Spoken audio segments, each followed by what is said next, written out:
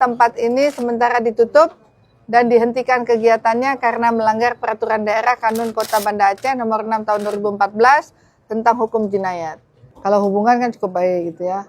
Tapi memang komitmen kita memberikan izin apapun itu harus sesuai.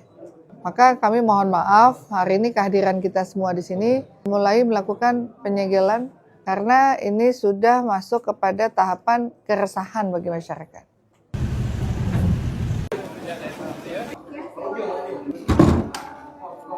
Emang kondom ini nggak habis-habis di hotel nih. Padahal malam itu udah kita bersih nih. Iya. Ya memang hotelnya hotel esek-esek nih.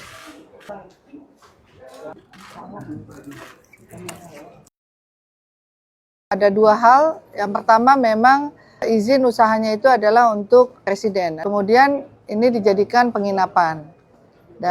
Jadi betul-betul ilegal tanpa izin. Dan sudah terjadi 3 kali temuan dari pelanggaran syariat di Kepulauan ini, sehingga hari ini kehadiran kami untuk menyegel, tidak boleh ada operasional apapun untuk sementara waktu di Kepulauan ini. Pak,